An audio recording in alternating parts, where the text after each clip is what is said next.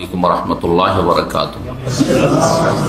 Innal hamdalillah nahmaduhu wa nasta'inuhu wa nastaghfiruhu wa na'udzu billahi min shururi anfusina wa min sayyiati a'malina. Man yahdihillahu fala mudilla lahu wa man yudlil fala hadiya lahu. Wa ashhadu an la ilaha illallah wahdahu la sharika lahu wa ashhadu anna Muhammadan abduhu wa rasuluhu. Sallallahu ta'ala alayhi wa ala alihi wa sahbihi wa sallama tasliman katsira. Amma ba'd.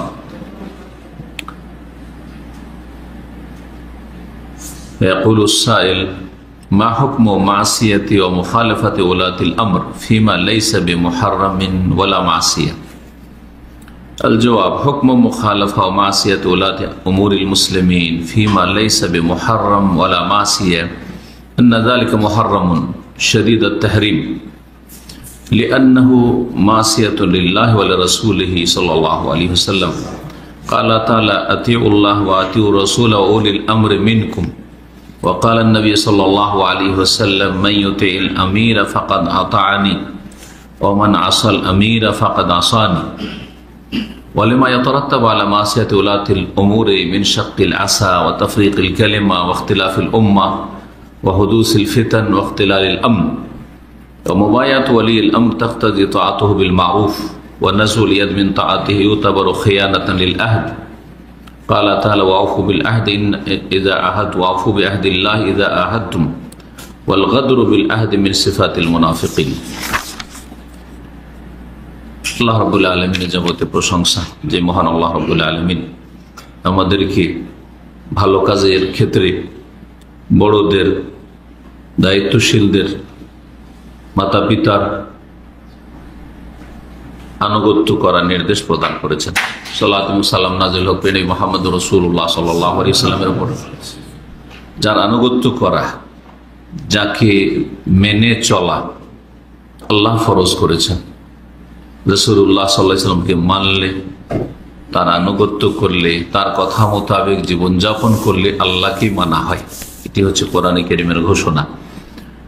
Oman ইউতির রাসূল ফাকাদ আতা আল্লাহ, যে রাসূলুল্লাহ সাল্লাল্লাহু আলাইহি ওয়াসাল্লামকে মানলো বা রাসূলুল্লাহ সাল্লাল্লাহু আলাইহি ওয়াসাল্লামের আনুগত্য করলো, সে আল্লাহরই আনুগত্য করল। রাসূলুল্লাহ সাল্লাল্লাহু আলাইহি ওয়াসাল্লামের আনুগত্য ছাড়া আল্লাহর আনুগত্য হয় না। কেউ যদি বলে আমি আল্লাহকে মানি, কিন্তু রাসূলুল্লাহ সাল্লাল্লাহু আলাইহি ওয়াসাল্লামের সুন্নতের ক্ষেত্রে অবাধ্য বা শিথিল, অবহেলা, তাহলে সে আল্লাহকে সত্যিকার অর্থে মানল না। আমাদের ধারাবাহিক আলোচনা প্রতি শনিবারে এই বছরে 1440 হিজরিতে চলছে আকীদা এবং মানহাজ নিয়ে। আজকে পর্ব নম্বর 18, 15 শাবান 1440 হিজরি। 15 শাবানের দিন শেষ হয়েছে আজকে সৌদি আরবে। বাংলাদেশে 15 শাবানের রাত শুরু হয়েছে। বহু মানুষ আজকে বিদআত করে জাহান্নামের রাস্তা ধরবে, আর বহু মানুষ সুন্নতকে আঁকড়ে ধরে আল্লাহ রাব্বুল আলামিনের সন্তুষ্টি অর্জন করবে এবং তারা সুন্নতের অনুসারী হয়ে থাকবে। সুন্নত এবং বিদআতে মানুষ যদি পার্থক্য না বুঝে, তো তারা খেয়াল খুশি ভালো কাজ মনে করে, কিন্তু নিজের খেয়ালে ভালো হলে সেটা ভালো হয় না। আল্লাহ এবং তার রাসূল সাল্লাল্লাহু আলাইহি ওয়াসাল্লাম ইবাদত বন্দেগীর ক্ষেত্রে, দ্বীনের ক্ষেত্রে যেসব বিষয়গুলিকে ভালো বলেননি বা তারা করেননি ভালো বলে, সেগুলি ভালো নয়, সেগুলি হচ্ছে বিদআহ, নব আবিষ্কৃত। এই বিষয়টি আমাদের দেশের জনগণ বুঝে না। আর এক শ্রেণীর আলেম সমাজ যাদেরকে বলছেন মানে বিদআতপন্থী যারা, তারা ভুল বুঝায়, দুনিয়ার যুক্তি দিয়ে দ্বীনের ক্ষেত্রে বিভ্রান্ত করে। তো যার ফলে অনেকে বিভ্রান্তির শিকার হচ্ছে।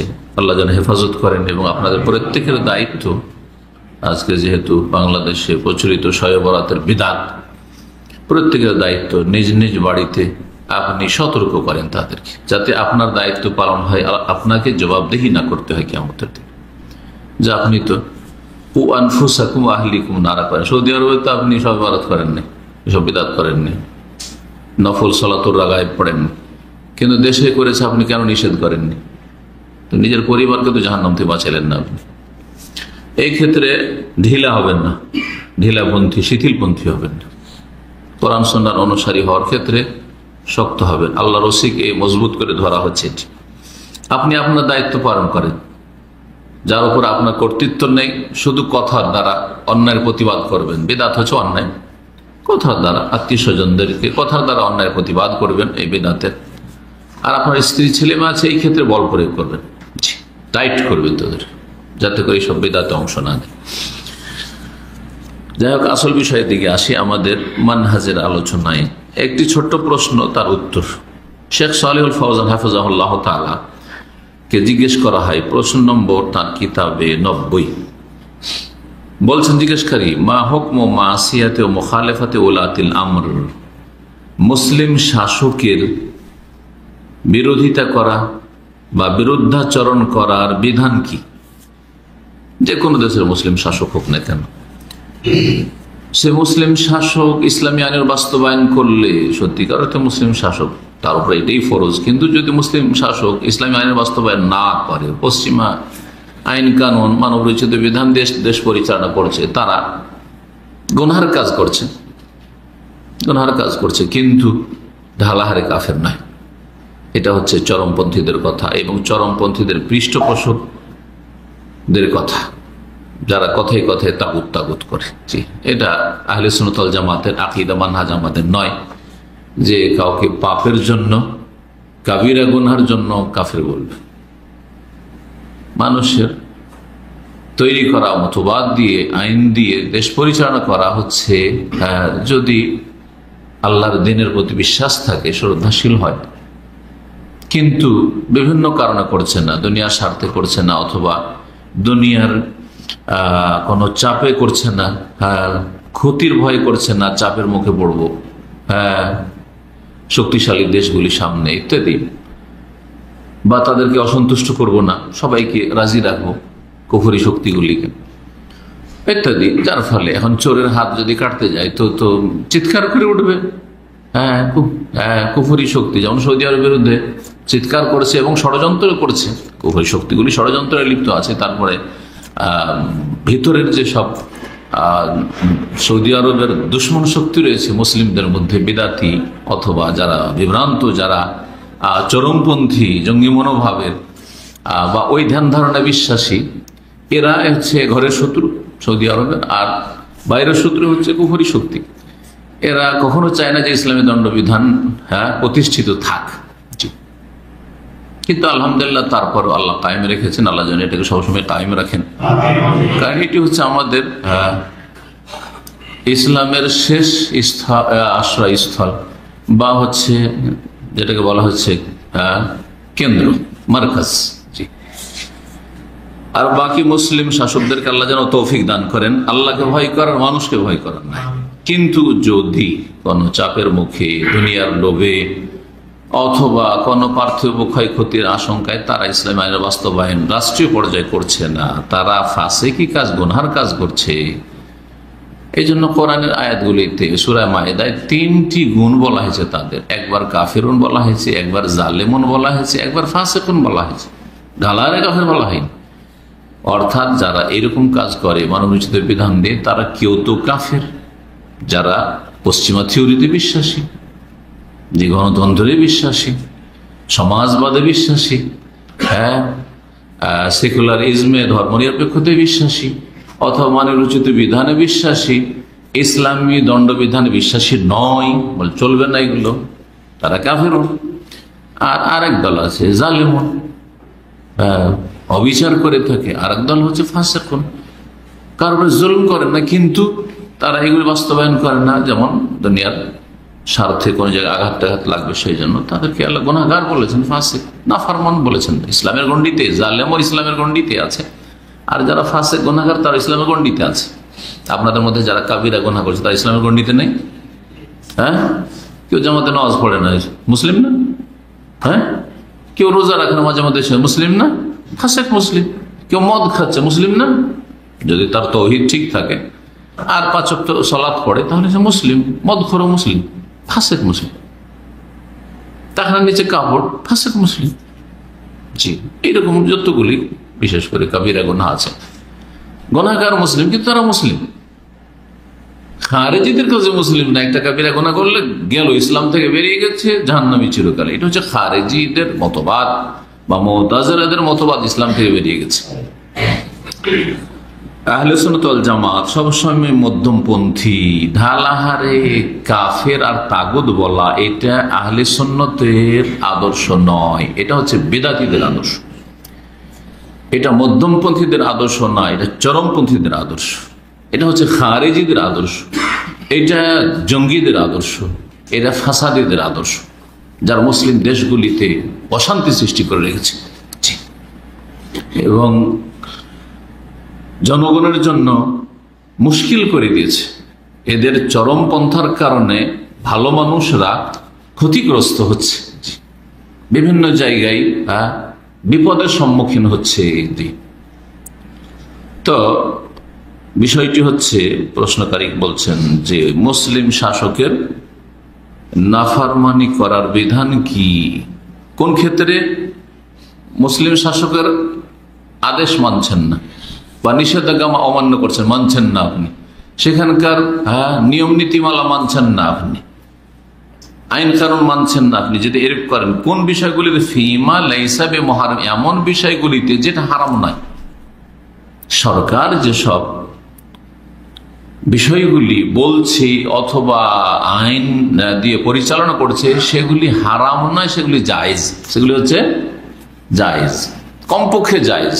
আর তার উপরে যদি সেগুলি নেকির কাজ, মুস্তাহাব নফল কাজ, তাহলে তো বুঝতে পারছেন যদি নেকির কাজের জন্য বলে, একটা সাধারণ লোক বললেও তো মানবেন, তো শাসকের কথা মানবেন না?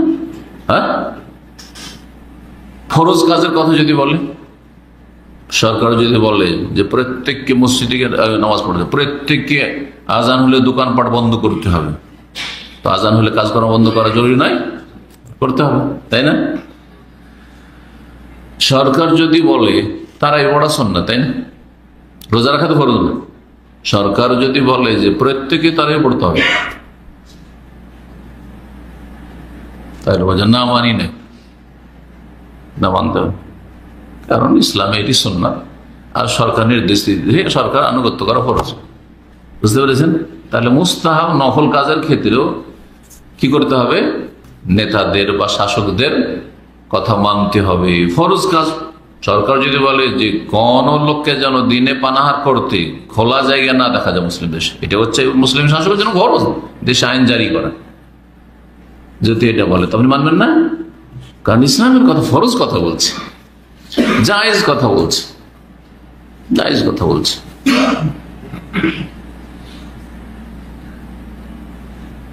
ধরেন নদীর মাছ ধরা স্বাভাবিক কাজ না জায়েজ কাজ? হ্যাঁ, কিন্তু সরকার বলছে যে এই জায়েজ কাজ করা যাবে না, করতে দেবো না, কোন তাতে একটা উদ্দেশ্য আছে, গঠনমূলক দেশের একটা কোনো উদ্দেশ্য আছে, তাহলে আপনার জন্য কি করতে হবে? আনুগত্য করে দেবে। জায়েজ কাজ আপনি করলে কোনো স্বভাবের কাজ করছেন না, আর না করলে কোনো গুনার কাজ করছেন না, তাই না? তাই এই উদাহরণগুলো এই জন্য দিলাম যে জায়েজ কাজ যেটা হারাম নয়, সেই ক্ষেত্রে মুসলিম শাসকের নাফরমানি করা হচ্ছে হারাম, গুনার কাজ। যদি কেউ নাফরমানি করে অথচ কোনো হারাম কথা বলেনি সরকার, ওই ক্ষেত্রে নাফরমানি করে, বিরুদ্ধাচরণ করে বা বিরোধিতা করে, তাহলে কি কাজ করলো? জায়েজ কাজ করলো না হারাম কাজ করলো? জনগণ হারাম কাজ করলো। কিন্তু সরকার যদি কোনো হারাম কাজ করতে বাধ্য করে, তাহলে কি আনুগত্য করতে হবে? প্রত্যেককে দেশের নাগরিককে লাইফ ইন্স্যুরেন্স করতে হবে, করবেন? মোটেই করবেন, কারণ ইন্স্যুরেন্স হচ্ছে জুয়া, জুয়া হচ্ছে হারাম, বুঝা গেছে না? করবেন না। কিন্তু আর একটা রাস্তা আছে, কারণ কিছু কিছু লাইফ ইন্স্যুরেন্স হয়তো করছেন না, লাইফ ইন্স্যুরেন্স সমস্ত আমাদের কাছে হারাম, LIC, জি জীবন বীমা বাংলায়।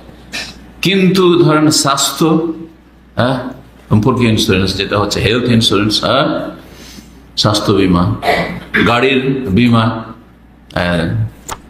কার ইন্স্যুরেন্স বা লাইসেন্স ইন্স্যুরেন্স, এগুলিও জুয়া। এগুলো কি জুয়া? ভালো করে শোনা, জুয়া। জুয়া হারাম না হালাল? হারাম। কিন্তু যদি নিরুপায় হন তো হারাম জিনিস জায়েজ কিনা? এই রাস্তা দিয়ে আপনার জন্য একটা জায়েজের রাস্তা, নিরুপায় আপনি বাধ্য, তাহলে করবেন না? করবেন না? না করবো না, তাহলে গাড়ি রাখতে পারবেন না, হেঁটে হেঁটে এখন শহরে মানুষ হেঁটে বাস করতে পারবে? হেঁটে আমি ডিউটি করতে পারবো না একদিন, বাসা দূরে, কথা ঠিক কিনা?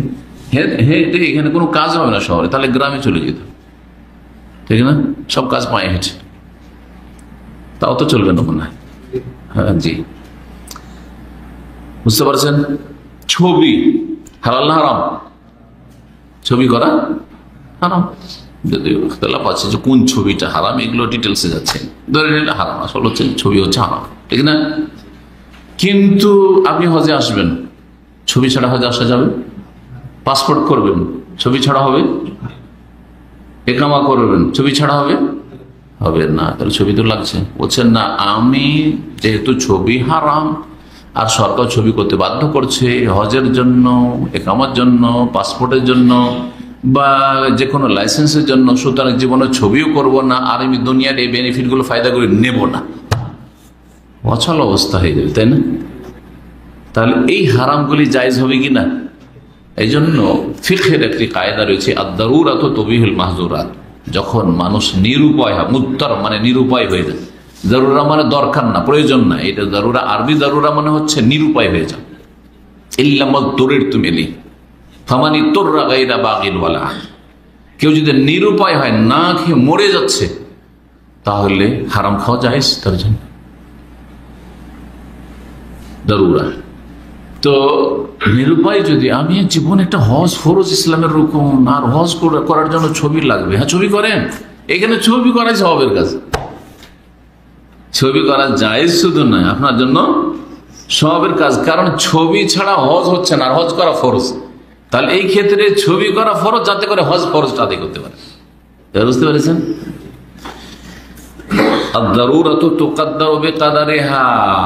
যেটা নিরুপায়ের ক্ষেত্র, সেটা যতটা ক্ষেত্রে আপনি যতটা পরিমাণ নিরুপায় ততটা জায়েজ, তার বেশি জায়েজ না। ধরেন আমার শুধু এই হাফ ছবি দিয়ে কাজ চলে যাবে, তাহলে ফুল ছবি দরকার নেই, ঠিক না? যেখানে সেখানে ছবি, তারপরে ছবিকে ঝুলিয়ে রাখা, ছবি করলাম তারপরে লটকিয়ে রাখা, সাজিয়ে রাখা, বেঁধে রাখা, অফিসে রাখা না, এগুলো নিরুপায় নয় এক্ষেত্রে। কিন্তু যদি আপনাকে বাধ্য করে যে তুমি তোমার একটা কোম্পানির মালিক, হ্যাঁ, সুতরাং রাষ্ট্রপতির ছবি, প্রধানমন্ত্রীর ছবি রাখতে হবে তোমাকে, না হলে তোমাকে লাইসেন্স দেওয়া হবে না, আছে তো জায়েজ হবে কিনা? তখন জায়েজ, কারণ তখন মজবুর আপনি। যাই, কথা লম্বা হয়ে যাচ্ছে। যেগুলি হারাম নয়, হারাম নয় এমন ক্ষেত্রগুলিতে, হারাম নয় কোনগুলি? ফরজ, সুন্নাত, মুস্তাহাব, নফল আর জায়েজ, এইরকম ক্ষেত্রগুলিতে সরকারের নাফরমানি করা এবং বিরোধিতা করা, না এগুলো মানবো না, সরকার বলছে, আর সরকার দেশে ইসলামিক শাসন কায়েম করে, সেই জন্য মানবো না, এগুলি কথা বলছে না? বলছে না? খারিজিরা বলছে, কিন্তু জঙ্গি সন্ত্রাসীরা বলছে, যারা তাগুতের ফতোয়াবাজি করে তারা বলছে যে এই সরকার আইন মানি না, অথচ যে আইনগুলি হচ্ছে সেগুলি বৈধ আইন। যদি হয়, হাজার হাজার আইন কানুন দেশের আছে বৈধ, সবগুলি হারাম না, কিছু হারাম ক্ষেত্র আছে, ঠিক না? ওই হারাম ক্ষেত্রে না, আমি এগুলো করবো না। যেগুলি হারাম নয় সেগুলির ক্ষেত্রে সরকারের নাফরমানি করা বা বিরোধিতা করা বা বিরুদ্ধাচরণ করার হুকুম কি? বা গুনাহ নাই, হারাম নয়, গুনাহ নাই। জবাবে আসেনি, প্রশ্নতে এতগুলি বললাম কারণ যাতে বিষয়টা বুঝতে পারেন।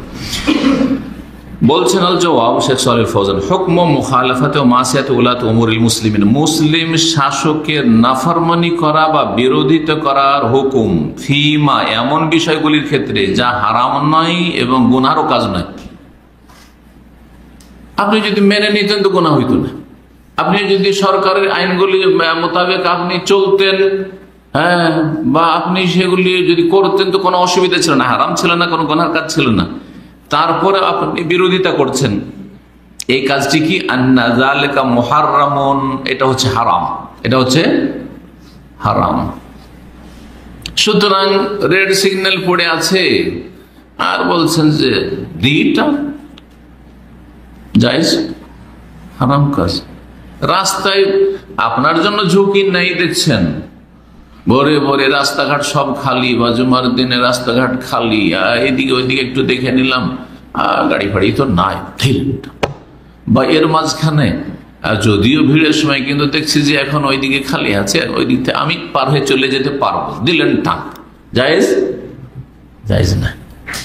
কারণ এটা বৃহৎ স্বার্থে, আপনাদের সার্বিক কল্যাণের জন্য, জনগণের কল্যাণের জন্য, জানের নিরাপত্তার জন্য, আপনাদের সম্পদ গাড়ির নিরাপত্তার জন্য এইসব আইন কানুন তৈরি করা হয়েছে, ঠিক না? আর ইসলামের সাথে সাংঘর্ষিক নয় এগুলো। তাহলে আপনি এরকম কাজ করেন তো হারাম কাজ করবেন। শদীদুত তাহরিম, কঠোরভাবে হারাম, কঠোরভাবে হারাম। কারণ আপনার এই বিরুদ্ধাচরণের কারণে, আপনার এই সরকার বিরোধী মনোভাবের কারণে সরকার অনেক সময় অত্যাচার করা শুরু করবে। অত্যাচার করতে গিয়ে সরকারের বিভিন্ন পাপ আছে, সুতরাং সেই ক্ষেত্রে সীমা লঙ্ঘন করতে পারে। আপনার ওপরে সে অত্যাচারটা সীমিত থাকবে না, আপনার মতো আপনার ক্যাটাগরি যতগুলি লোক পাবে, ও তখন সন্দেহ করা শুরু করবে যে এই লোকেরা আমাদের বিরোধী, ধরো এই টাইপের লোকদেরকে। হ্যাঁ, যেমন অধিকাংশ জায়গায় দেখা যায় যে দাড়িওয়ালাদের উপরে কড়া দৃষ্টি, ঠিক না? এটা কে তৈরি করেছে? এটা ভালো করে চিন্তা করি। দাড়িওয়ালাদের ওপর যে প্রশাসনের একটা মানে শক্ত নজর, এটা তৈরি করেছে দুটো শক্তি। একটা হচ্ছে জঙ্গি শক্তি মুসলিমদের, এই খারিজিরা, এবং খারিজিদের পৃষ্ঠপোষক যারা, এই দলগুলি, চরমপন্থী দলগুলি, যারা এই ফতোয়াবাজি করে তাগুতের সরকারের বিরুদ্ধে, জনগণকে সোচ্চার করে সরকারের বিরুদ্ধে। এদের কারণে এই লোকগুলিকে খোঁজাখুঁজি হচ্ছে বেশি, এদের পেছনে গোয়েন্দা বেশি লেগে থাকছে ভালো মানুষদের পেছনে। কারণ সব দাড়িওয়ালা তো আর ওই জঙ্গি না, এক দুজন হয়তো, কিন্তু এক দুজনের কারণে হাজার হাজার লক্ষ লক্ষ দাড়িওয়ালারা পরেশান হচ্ছে। আর আরেকটা হচ্ছে বাইরের শক্তি, ইহুদি শক্তি, ইহুদি মিডিয়া। যদি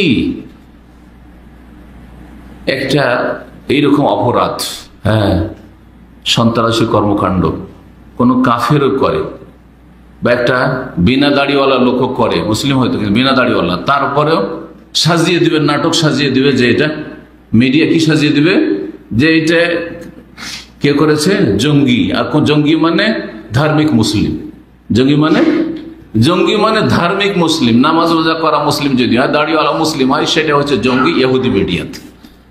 এই যে বর্তমান পরিস্থিতিটা তৈরি করেছে দুটো শক্তি। এই জন্য যেসব ইসলামপন্থী দল আছে, যে দলগুলি তাগুত ফতোয়া দিচ্ছে, এরা কিন্তু ইহুদিদের সাথে মিলে আছে, টার্গেট ইসলামের ক্ষতি করার জন্য। ইসলাম এদের দ্বারা ক্ষতিগ্রস্ত হচ্ছে, এদের সাধারণগুলি বুঝে না, আর বড়গুলি মিলে আছে। এগুলো সব ফাঁস হচ্ছে, বেরিয়ে আসছে আস্তে আস্তে। জি,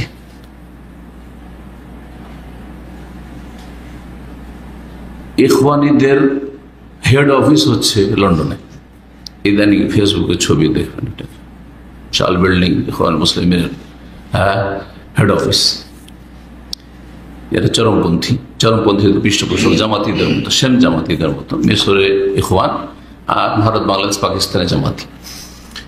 তো এটা কি করে সম্ভব হয়?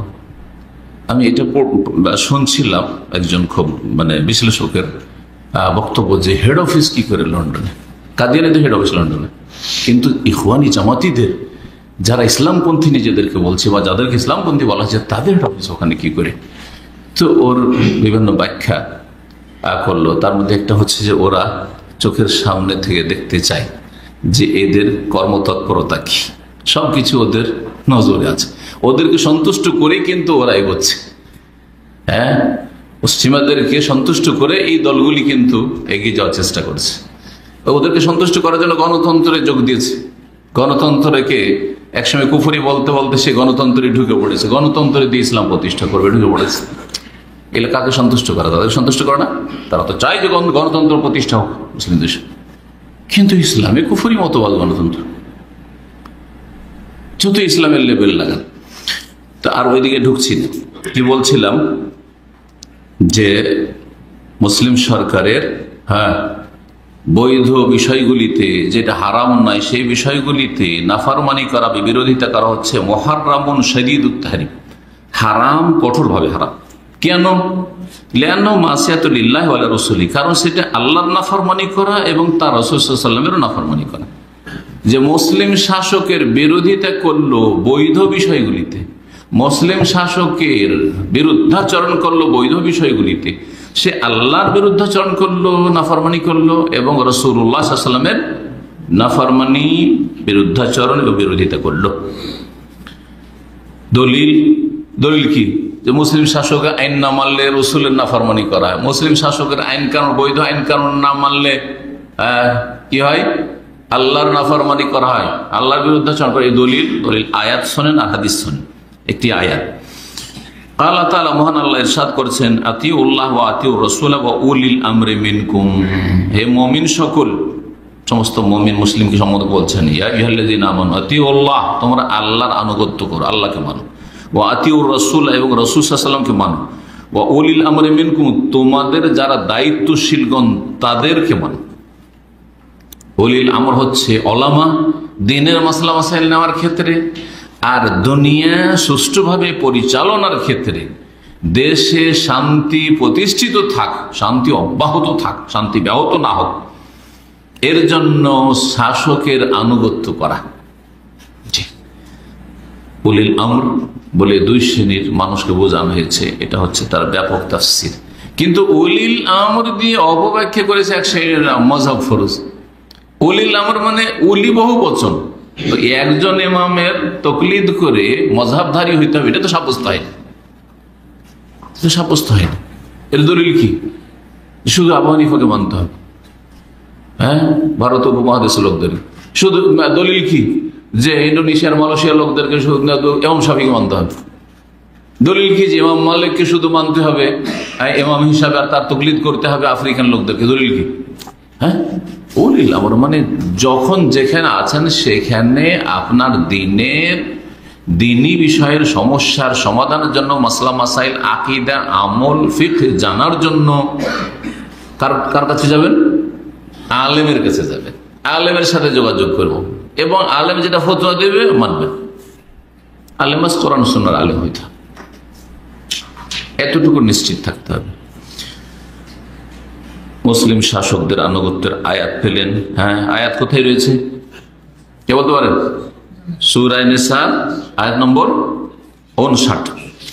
ওয়াকালা নবী সাল্লাল্লাহু আলাইহি ওয়াসাল্লাম, হাদিস, নবী সাল্লাল্লাহু আলাইহি ওয়াসাল্লাম বলেছেন, মাইয়ুতিল আমিরা ফাকাদ আতানি, যে আমির মানে নেতা, আজকালকার ভাষায় আমির মানে গভর্নর বা আমির মানে প্রিন্স, এগুলো হচ্ছে আজকালকার ভাষায়, নতুন ভাষা। কিন্তু আমির মানে সবাই আমির, যে দায়িত্বশীল প্রত্যেক আমির, সে যে দায়িত্ব পালন করছে, কোন একটা পদে আছে, নেতৃত্ব দিচ্ছে, সে আমির। তার নাম খলিফা হইতে পারে, তার নাম কোনো দেশে রাজা হইতে পারে, বাদশাহ হইতে পারে, তার নাম কোনো দেশে রাষ্ট্রপতি হইতে পারে, কোন দেশে তার নাম প্রধানমন্ত্রী হইতে পারে, হ্যাঁ, তার নাম কোনো দেশের সুলতান হইতে পারে, হ্যাঁ, হইতে পারে। বলছেন, যেই ব্যক্তি মুসলিম শাসকের আনুগত্য করলো, ফাকাদ আতানি, সে আমার আনুগত্য করলো। কে বলছেন? রাসূল সাল্লাল্লাহু আলাইহি ওয়াসাল্লাম। ওমান আসাল আমিরা, আর যে আমিরের, মুসলিম শাসকের নাফরমানি করলো, বিরুদ্ধাচরণ করলো, ফাকাদ আসানি, সে আমার নাফরমানি করলো, বিরুদ্ধাচরণ করলো। কার? রাসূলুল্লাহ সাল্লাল্লাহু আলাইহি ওয়াসাল্লামের বিরুদ্ধাচরণ করলো। তাহলে এই দিক থেকে সিলসিলাটা দেখেন, যে মুসলিম শাসককে বিরুদ্ধাচরণ করলো, সে কার বিরুদ্ধাচরণ করলো? রাসূল সাহেবের বিরুদ্ধাচরণ করলো। আর কোরআনের আয়াতে রয়েছে যে, হ্যাঁ, ওমাইয়ুতির রাসূল ফাকাদ, যে রাসূল সাহেব মানলো, সে আল্লাহকে মানলো। তাহলে যে রাসূলকে মানলো না, সে আল্লাহকে মানলো না। তাহলে এখান থেকে শুরু করেন, যে মুসলিম শাসককে মানলো না, সে রাসূল সাহেব মানলো না। যখন রাসূল সাহেব মানলো না, তখন আল্লাহকে মানলো না, আংশিক মানলো না। যদি এক দুটি ক্ষেত্রে বিরোধিতা করে, আর কোনটাই মানে না, এত করেই মানলো না। জি, এই না যে মানলো না সবগুলি একই ক্যাটাগরি না, অপরাধী একই ক্যাটাগরি হয় না। কেউ একটি গুনাহ করেছে, কেউ 10টি গুনাহ করেছে, যেমন সমান নয়, ঠিক তেমনই কেউ একটি আইন লঙ্ঘন করেছে, কেউ বলছে আমি এই সরকারকে মানি না, এই দেশের আইন মানি না। হ্যাঁ, তো তাহলে ওই রকম যে যেমন অপরাধী, তাকে সেরকম অপরাধী আমাদেরকে বুঝতে হবে বা বিশ্বাস করতে হবে। এখন দলিল একটি আয়াত আর হাদিস পেশ করার পরে হাদিসটি রয়েছে ইবনে আবি আসিম তার সুন্নাহ নামক কিতাবে। সালাফরা আগের যুগে তাবেঈন, তাবা তাবেঈন, আইম্মা কেরামদের যুগে যে কিতাবগুলি লিখতেন আকীদার উপর, সেই কিতাবগুলিকে কিতাবুস সুন্নাহ বলতেন। পরবর্তীতে পরিভাষা চেঞ্জ হয়েছে। সুন্নাহ মানে এখন আমরা জানছি সুন্নাহ, তাই না? সুন্নাহ মানে আদর্শ, অথবা সুন্নাহ মানে হচ্ছে যেগুলো ফরজ না, সুন্নাহ ফিকহের ভাষায়। তো যুগের আবর্তন বিবর্তনের পরিভাষার অর্থ বদলে যায়, কিন্তু এক সময় কিতাবুস সুন্নাহ মানে কুতুবুল আকীদা, আকীদা তাওহীদের কিতাবকে সুন্নাহর কিতাব বলা হয়। ওয়ালামা ইয়াতারাত্তাবু আলা মাসিয়াতি উলাতিল উমুর, যুক্তি পেশ করছেন কেন আপনি মুসলিম শাসকের আনুগত্য করবেন যদিও গুনাহগার হয়। এই জন্য যে মুসলিম শাসকের নাফরমানি করলে তাতে ক্ষতিগুলি কি বলছে। এক ক্ষতি হচ্ছে মিন শাক্কিল আসা, মুসলিমদের যে একটা ঐক্য রয়েছে, ঐক্যে আপনি ফাটল ধরালেন। কি করলেন? ফাটল ধরালেন। ও তাফরিকুল কালিমা, আর মুসলিমদের কথা যে এক, কালেমা এক, যে আমরা মুসলিম, আমাদের রব এক, আমাদের রাসূল এক, আর আমরা যেহেতু এক, আগের মতো সাহাবায়ে কেরামদের তাবেঈনদের যুগের মতো একজন খলিফা সারা পৃথিবীর এরকম নেই, বিভিন্ন দেশে ভাগ হয়ে গেছে, ছোট ছোট দেশে, প্রত্যেক দেশের একজন করে মুসলিম শাসক আছেন। তো আমাদের শাসক একজন, যখন যে শাসন ক্ষমতা এসছে, যেভাবে আসুক না কেন, বৈধভাবে আসুক আর অবৈধ, যখন চলে এসছে আর দেশে নিরাপত্তা কায়েম করে দিচ্ছে, তখন সে শাসক। এই যে এত আমরা চেষ্টা করেও বুঝতে আছে নাকি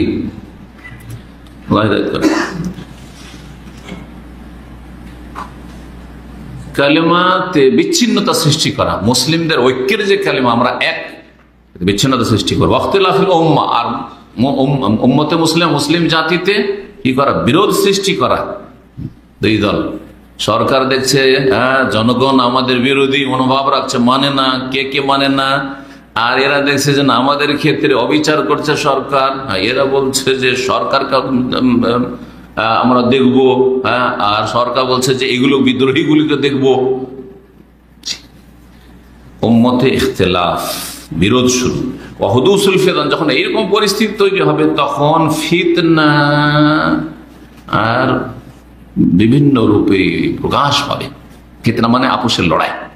মুসলিম দেশে তখন কি হবে?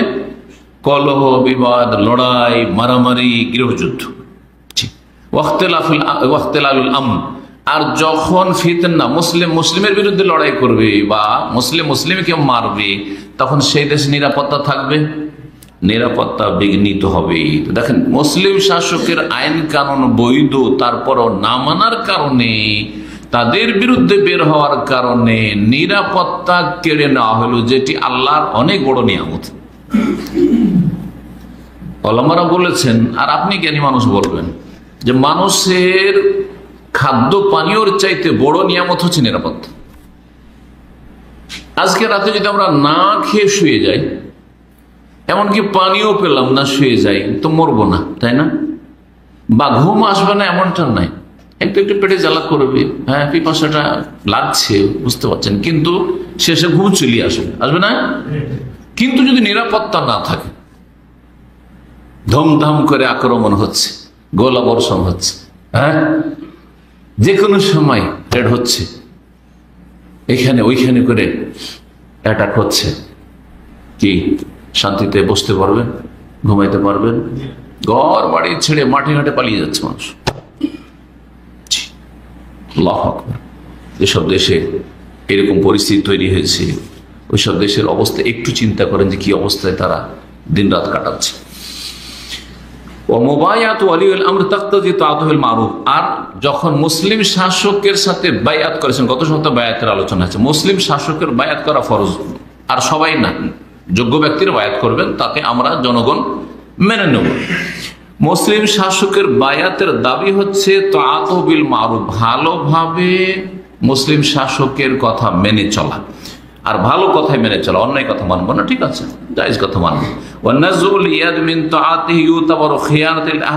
আর যদি আপনি আনুগত্য না করেন, বায়াত হয়ে গেছে, আর তারপরে না দেশের আইন কানুন মানি নাই, সরকারকে মানি না, এই যদি করেন, এতে হবে যে চুক্তি রয়েছে, চুক্তি ভঙ্গ করার খেয়ানতে লিপ্ত হবে না। ওয়াদা পুরা করা হচ্ছে আমানত রক্ষা করা, আর ওয়াদা ভঙ্গ করা হচ্ছে বা চুক্তি ভঙ্গ করা হচ্ছে খেয়ানত, জি, বিশ্বাসঘাতকতা। ওয়াকাদ ক্বালা তাআলা, মহান আল্লাহ বলেছেন, ওয়াউফু বিআহদিল্লাহি ইযা আহাদতুম, তোমরা আল্লাহর চুক্তিকে পুরা করো যখন তোমরা চুক্তি সম্পন্ন করবে।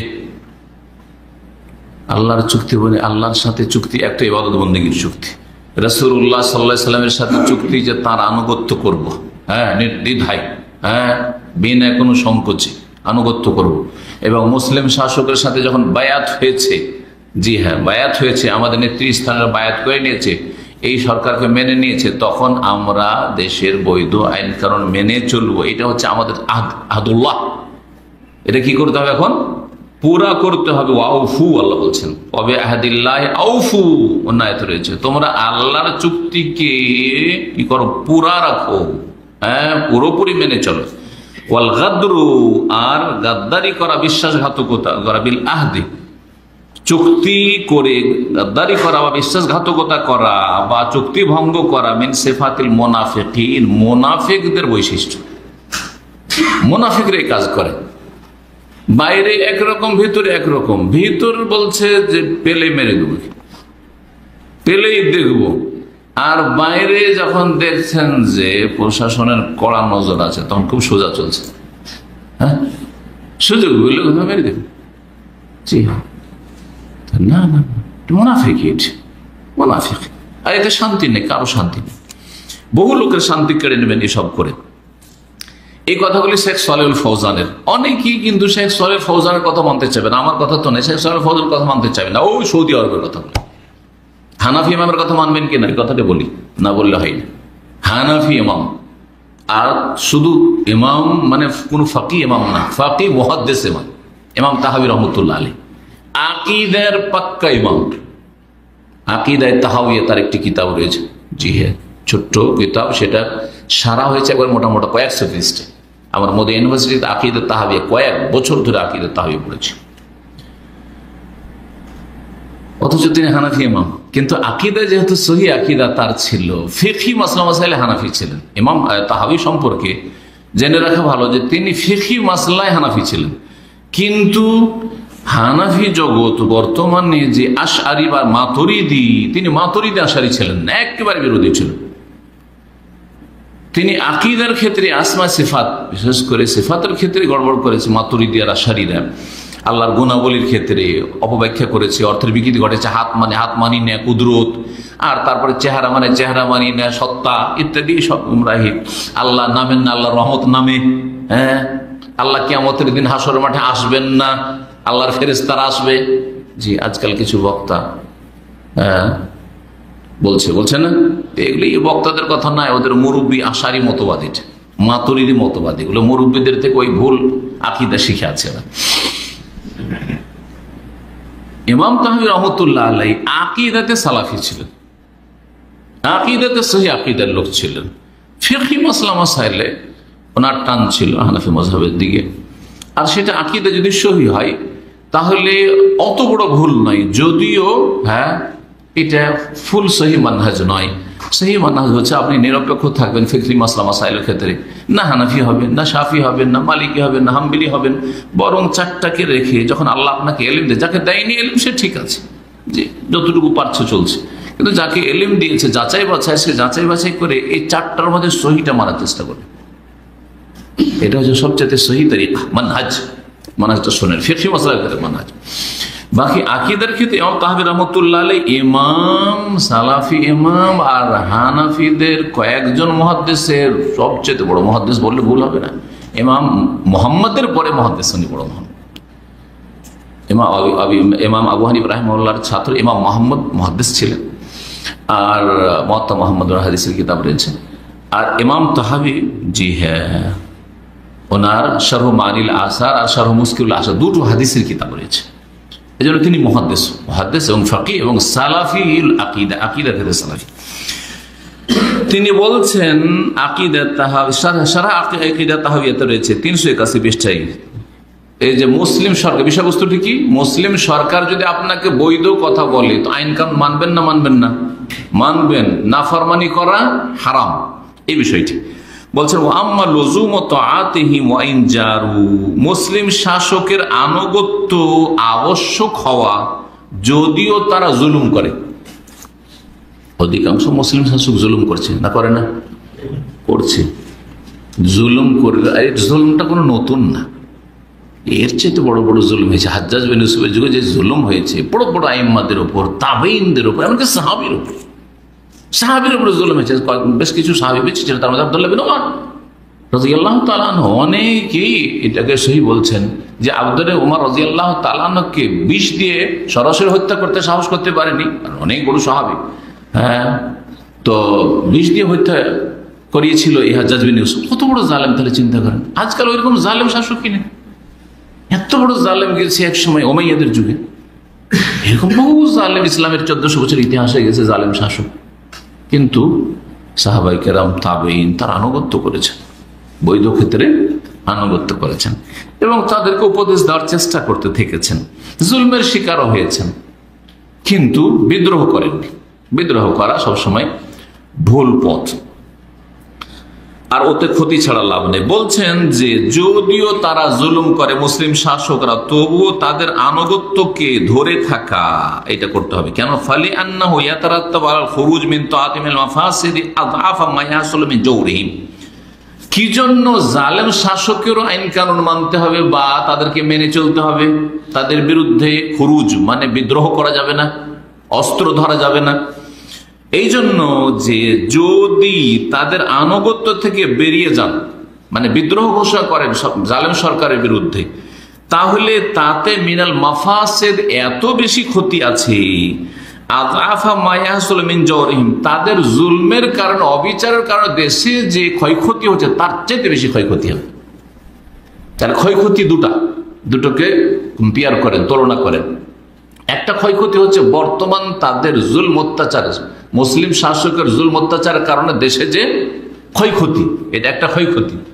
আর একদিকে ক্ষয়ক্ষতি জুলমের অবসান ঘটাবার উদ্দেশ্যে বিদ্রোহ ঘোষণা করে কি করা, সরকারের বিরুদ্ধে অস্ত্র ধারণ করা বা সরকারের বিরুদ্ধে কোন রকম অ্যাকশন নেওয়া। কোনটাতে বেশি ক্ষতি রয়েছে? সরকারের বিরুদ্ধে বিদ্রোহ ঘোষণা করার ক্ষতি, তাদের জুলুম বরদাস্ত করতে গিয়ে যে ক্ষতিগ্রস্ত হচ্ছে জনগণ বা দেশবাসী, তার চেয়ে বেশি অনেক ক্ষতি, আযাফ বহু গুণে ক্ষতি রয়েছে, বহু গুণে ক্ষতি রয়েছে। তুলনা করলে বুঝবেন না, কারণ আমরা অনেকে আবেগী, বিশেষ করে যারা মানে দুনিয়ার শিক্ষায় শিক্ষিত, অথবা এমনকি আলেম সমাজ, আমাদের দেশের আলেমরা তো অত বেশি এলম কোরআন হাদিসের বুঝে না, আকীদা মানহাজের, যার ফলে আবেগ দিয়ে বেশি কাজ নাই, বিবেক দিয়ে কাজ নাই না, দলিল দিয়েও কাজ নাই। একটা উদাহরণ দিই শুধু, সিরিয়ায় জালেম শাসকরা ছিল আজকে 40-50 বছর আগে থেকে, জালেম শাসকরা বড় জালেম শাসক, আকীদার ক্ষেত্রে জালেম, জনগণের উপর জালেম, ইসলামের ক্ষেত্রে জালেম। বাশারুল আসাদের বাপ হাফেজুল আসাদ, হাফেজুল কলব আলাইহি মিনাল্লাহি মা ইস্তাহিক, আল্লাহ যেন তার উচিত শাস্তি ব্যবস্থা করেন, আর না বলল করে দিয়েছেন। আফদা ইলা মা কাদ্দামা, যা করেছে জুলম অত্যাচার পেয়ে গেছে। আর তার ছেলেও জালেম ইবনে জালেম, বোঝা গেছে কিনা? যে জুলম অত্যাচারগুলি করেছে হাফেজুল আসাদ বা তার ছেলে, এই যে এই বাশারের বিরুদ্ধে অস্ত্র ধারণ করার আগে, তখনকার যুগের জুলম বরদাস্ত করার কারণে দেশের যে ক্ষয়ক্ষতিগুলি বা জনগণের ক্ষয়ক্ষতি হয়েছে একদিকে রাখেন এক পাল্লাতে, আর আরেকদিকে বর্তমান সরকারের পতন ঘটাবার জন্য যে আরব বসন্তের নামে তারা এই জালেম সরকারের বিরুদ্ধে অস্ত্র ধারণ করে বের হওয়া হয়েছে, আর কত লক্ষ মানুষ আজকে নিহত হয়েছে সিরিয়াতে, আর ঘর আর কত লাখ লাখ বাড়ি ঘর ধ্বংস হয়ে গেছে, কত যে ধন সম্পদ ধ্বংস হয়ে গেছে মুসলিমদের। আর এই মুসলিম দেশটির যে একটা শক্তি ছিল, সামরিক শক্তি, ধ্বংস হয়ে গেছে। এই ক্ষতিগুলো, বর্তমান ক্ষতিটা মানে এই বিদ্রোহের পরের অবস্থা দেখেন, আর তার আগে জুলুম বরদাস্ত যখন করেছে 40-50 বছর ধরে, তখনকার অবস্থা দেখেন, কোনটা বড় ক্ষতি? সিরিয়া বাস করার মতো আর অবস্থা নেই, সিরিয়া বাস করার মতো অবস্থান নেই। ইরাকে সাদ্দাম হোসেনের জুলুম অত্যাচারের যুগ একটা, আর সাদ্দামকে আমেরিকা যে ফাঁসিতে চড়াইলো শিয়াদের সাথে, রাফেজিদের সাথে মিলে, এটা প্রমাণ করে যে রাফেজি শিয়াদের সাথে এই শক্তিগুলি মিলে আছে। ইহুদি শক্তি, ইসরায়েল শক্তি, আর যে শক্তির কথা বললাম মিলে আছে। এবং আমেরিকাকে ফাঁসি দিয়েছে এই কয়েকটা শক্তি মিলে। হ্যাঁ, রাফেজি শিয়া শক্তি, যাদেরকে মুসলিম মুসলিম বলে আমাদের মূর্খ এই ইসলামপন্থীগুলো আমাদের দেশের। জি জি। তো সাদ্দামের যুগের জুলম অত্যাচার যা ছিল আর ইরাকের অবস্থা ছিল, এখন ইরাকের অবস্থা দুটোকে তুলনা করে দেখেন তো। এখন ইরাক বাস করার মতো জায়গা না। আহলে সুন্নি লোকের সেখানে বাস করা বড়ই মুশকিল হয়ে গেছে।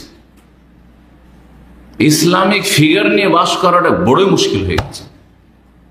সুন্নি পরিচয় দিয়ে বাস করা মুশকিল হয়ে গেছে।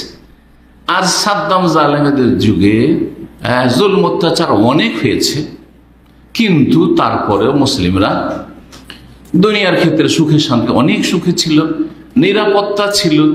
আর তারপর শিয়া রাফেজিদের এত মানে বাড়াবাড়িটা করার ক্ষমতা হয়নি। আর সেই সাদ্দাম হোসেন একটা বড় প্রাচীর ছিল হারমানি শরীফের হেফাজতের জন্য, প্রাচীরের মতো ছিল, এটা শেষ হয়ে গেছে। আল্লাহ হেফাজত করেন এই রাফেজি শিয়া ইরান থেকে, হারমানি শরীফের আর সৌদি আরবের। জি, আজকে হুসিদেরকে কারা লড়াচ্ছে? শিয়ারা না, ইরান না? সাদ্দামের যুগে এই সাহসটা তো হয়নি। জি, বুঝতে পারছেন? জি। কোন সুন্নি জাহেল আছে যে চাইবে যে রাফেজি শিয়া মক্কা মদিনায় আসুক, আর এখানে সে মেম্বারে চড়ে রাসূলুল্লাহ সাল্লাল্লাহু আলাইহি ওয়াসাল্লামের খলিফা আবু বকর, ওমর, ওসমানকে গালি দিক, আর কাফের বলুক, আর জাহান্নামী বলুক, লানত করুক। আয়েশা রাদিয়াল্লাহু আনহা উম্মাহাতুল মুমিনিনদেরকে লানত করুক, গালি দিক, কোন মুসলিম বরদাস্ত করবে? কিন্তু আমাদের দেশের ইসলামপন্থী গুমরাহরা এটাকে মেনে নিয়েছে, এখনো ইরানের সমর্থনই দিয়ে যাচ্ছে। সৌদি আরবের সবকিছুতে তাদেরকে আযাব আর শাস্তি নজরে আসে। ঠিক। আর ইরানে যে আযাবগুলি আসছে সেগুলি আযাব না, ওগুলোকে সব লুকিয়ে রাখে, ওরা ঢেকে রাখে। পৃষ্ঠপোষকতা করছে ইসলামপন্থীরা আমাদের দেশে। ইসলামপন্থী বলতে বুঝতেই পারছেন, বারবার নামটা আমি নিতে চাই না। জি, যারা নিজেদেরকে ইসলামপন্থী বলছে আসল ইসলামপন্থী নয় ওরা। জি, ওরা হচ্ছে গদিপন্থী, ইসলামের নামে ক্ষমতাপন্থী। জি, বলছিলাম ওই ইমাম তাহাবী রহমতুল্লাহের কথা, যে মুসলিম সরকারের বিরুদ্ধে বিদ্রোহ করলে যে ক্ষতিগুলি হবে, সেটা তাদের জুলমের কারণে যে ক্ষতিগুলি হচ্ছে তার চাইতে বহু গুণ আযাব, বহু গুণ ক্ষতি বিদ্রোহ করলে। বালফিস সাবরি আলা জাওরিহিম, বরং জুলমের ওপর মুসলিম জালেম শাসকদের জুলম অত্যাচারে যদি ধৈর্য ধারণ করেন, ওতে লাভ আছে। তাকফির সাইয়্যাদ, গুনাহ খাতা মাফ হবে। আজকাল যে আপনার জুলুম হচ্ছে আমাদের পাপের কারণে, দেশের জনগণের পাপের কারণে। দেশের অধিকাংশ লোক বেনামাজি, দেশের অধিকাংশ লোক হচ্ছে মাজারপন্থী, শিরিককারী, পীর মুরিদিতে বিশ্বাসী, এই শবে বরাতের বেদাতে বিশ্বাসী, মিলাদের বেদাতে বিশ্বাসী। জি হ্যাঁ, আর সমস্ত পাপ যেগুলো সামাজিক পাপে জড়িয়ে গেছে, চোর, ডাকাত, আর খনি, তারপরে ধর্ষক, যদি সেখানকার দাড়িওয়ালা এক শ্রেণীর কুখ্যাত ধর্ষক হইতে পারে, মাদ্রাসায় যদি ধর্ষক থাকতে পারে, মাদ্রাসায় যদি সমকামী থাকতে পারে, তাহলে কি জালেম শাসক আল্লাহ দেবেন না? তাহলে এগুলি আযাব। এগুলি আযাব কিসের কারণে? আমাদের গুনার কারণে। এতে আমাদের কাফারা হচ্ছে। নেক লোকদের কেউ যে এতে কষ্ট পেতে হচ্ছে, এটা আমাদের মর্যাদা বাড়ছে, এতে আমাদের মর্যাদা বাড়ছে। গুনাহ খাতা মাফ হচ্ছে, ওয়া মুযাআফাতুল উজুর, এই যে নেকি বাড়ছে, গুনাহ মাফ হয়ে গেছে যাদের, নেকি বাড়ছে। ফাইন্নাল্লাহ তাআলা মা সাল্লাতাহুম আলাইনা ইল্লা লিফাসাদি আমালিনা। সারা তাহবিয়াতে বলছেন, আমাদের ওপর জালেম শাসককে যে আল্লাহ চাপিয়েছেন কি জন্য? লিফাসাদি আমালিনা, আমাদের আমল খারাপ হওয়ার কারণে, আমাদের কর্মদোষে।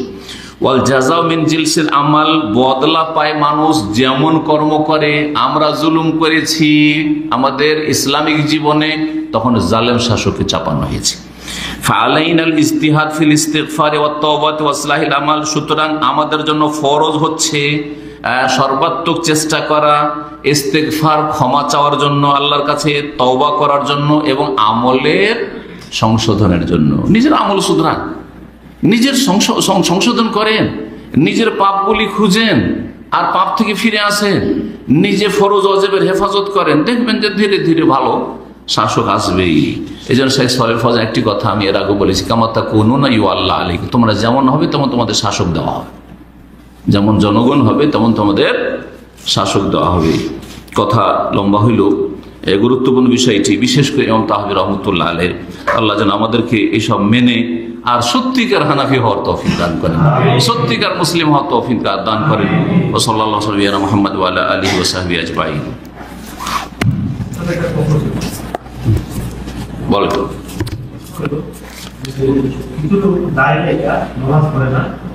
এরপরে হারাম না জানে কাজ করে, এর কারণে যারা দাড়ি না রাখে হয়তো অনুমানে তারাই বলে যে 98% জন দাড়িওয়ালাই খারাপ। মিথ্যা কথা, 98% জন দাড়িওয়ালা ভালো, 2 জন খারাপ আছে, কথা বলছে। কিন্তু সাদা কাপড়ে আমরা দেখেন যখন ওই ধুলোবালির কাজ করি তখন রঙিন কাপড় পরে ডিউটিতে যান না কেন? রঙিন কাপড়ে 1 সপ্তাহ ডিউটি করতে পারবেন আপনি, কিন্তু সাদা কাপড়ে একদিনও ডিউটি করতে পারবেন না, একদিনই শেষ, কয়েক ঘন্টাতে শেষ হয়ে যাবে। তো সাদা কাপড়ের দাগ বেশি নজরে আসে, ময়লা আবর্জনা বেশি নজরে আসে। জি, তো ভালো মানুষদের ভুলগুলি হাইলাইট হয় আসলে, আর যারাকে সমাজে ভালো মনে করা হচ্ছে ওরা আসলে ভালো নয় সবাই। তারপরে ভালোদের মধ্যে তো কিছু খারাপ থাকবে। ধান ভালো না, ভাত ছাড়া আমরা থাকতে পারবো না, কিন্তু ধানের চিটা থাকে না, ধানের তো চিটা আছে, থাকবে।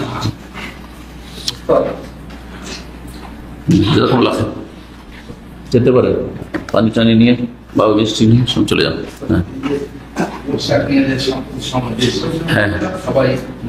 হ্যাঁ, বৈশাখীতে কিছু জিনিস হালাল আছে, কিছু জিনিস হারাম আছে। হালখাতা যদি করে যে এই সময়টা আমরা কালেকশন করবো, মিষ্টি মাষ্টি খাওয়া তো জায়েজ, একটা সময় নির্ধারণ করা ঠিক না, কিন্তু এই বৈশাখীটাকে একটা উৎসব হিসেবে নেওয়া জায়েজ নয়। আর শোভাযাত্রা, মঙ্গল শোভাযাত্রা তো শিরকি, কোনটা শিরক, কোনটা বেদাত, কোনটা নাজায়েজ। আর অবাধ মেলামেশা নারী পুরুষের এগুলি হারাম, অশ্লীলতা।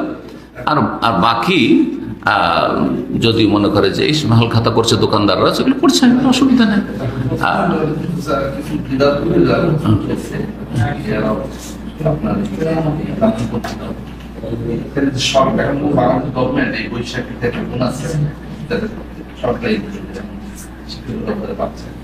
কি করছে? বোনাস পাচ্ছে? ও আচ্ছা আচ্ছা, জায়েজ, বোনাস নেওয়া জায়েজ। সরকার বোনাস দিচ্ছে, বোনাস দেওয়ার জন্য একটা টাইম করেছে। এই নয় যে তোমরা বৈশাখীর উৎসব করো, বাধ্য করছে। হ্যাঁ, ও নাম দিক গিয়া বেদাতি সরকার, আর তারপরে জালেম সরকার সব, সেই জন্য তারা যে নাম দিবে সেই নাম দিক। জনগণকে সরকার যদি কোনো ভাতা দেয় বা কোনো বোনাস দেয়, নেওয়া জায়েজ, এটা আম ফতোয়া না। বাস ওইটাকে আপনি নেকির কাজে বা জায়েজ কাজে লাগাবেন, আপনার সংসারের কাজে লাগান। আপনাকে সরকার দিয়েছে সেজন্য আমিও বৈশাখী কি করবো, পন্তার ইলিশ খাবো আর বেদাত করবো না? বেদাত করবো না, কথা বোঝা গেছে। আমি মঙ্গল শোভাযাত্রা করবো কারণ সরকার টাকা দিয়েছে, না আমি শিরিক করবো না। মঙ্গল শোভাযাত্রা শিরিক, আর এই পন্থা আর ইলিশ খাওয়া এগুলো বেদাত, কথা বোঝা গেছে। আর নারী পুরুষ অবাধ মেলামেশা এগুলি হচ্ছে আপনার অশ্লীলতা, হারাম, নোংরামি। তো এইভাবে ইসলামকে বুঝার চেষ্টা করতে হবে। হাল খাতা করবো। আর বৈশাখ মাসটাকে জানি যে আমাদের, আমিও মাঝে মাঝে বাংলা মাসগুলোকে কেন জানি যে বাংলা মাস দিয়ে আমি সিজন বুঝতে পারি, ইংরেজি দিয়ে সিজন বুঝতে পারি না। কখন কি হচ্ছে, কখন আমাদের দেশে শাকসবজি পাওয়া যায়, কখন এখন আম লিচু পাওয়া যায়, এটা আমি বাংলা মাস দিয়ে বুঝতে পারি। আমি নিজের কথা বলছি, যার ফলে বাংলা ক্যালেন্ডার প্রায় বছর রাখার চেষ্টা করি একটা, যেখান থেকে হোক। আর যদি বাংলা ক্যালেন্ডার না থাকে তো কাউকে দেশে জিজ্ঞেস করছি এখন কোন মাস চলছে, জিজ্ঞেস করি। জি, এখানে আরব দেশে তো দীর্ঘদিন যেহেতু 30 বছর হয়ে যাচ্ছে, তো এইভাবে করি, তো ওতে ফায়দা। এক সময় হয়তো আমাদের বৈশাখ মাসে যে ফসলগুলি হয়তো ওগুলো বৈশাখী বলতো আমাদের অঞ্চলে, বৈশাখী, জানি না আপনারা কি বলেন, রাজশাহী, মালদহ, এগুলো তো বৈশাখী। আপনার গম, তারপরে এই যে বুট, এইগুলো বৈশাখী। তারপরে ধান, অগ্রহায়ণ মাসে হয়তো আগ্নি ধান বলতো আমাদের এলাকাতে। তো কথা হচ্ছে এগুলো তো বুঝতে পারি। লিচু কখন হয়, আম কখন, আমরা আমের এলাকার লোক। ফজলি আমটা কখন হয়, তো আশিনা কখন হয়, তারপরে গুটি আমগুলি কখন হয়, ন্যাংরা, এগুলো কখন হয়, এগুলো আমরা ওই বাংলা মাস দিয়ে বুঝতে পারবো, ইংলিশ মাসে বুঝতে পারবো না, আরবি দিয়ে তো বুঝতে পারবো, কারণ আরবি তো চেঞ্জ হচ্ছে। জি হ্যাঁ।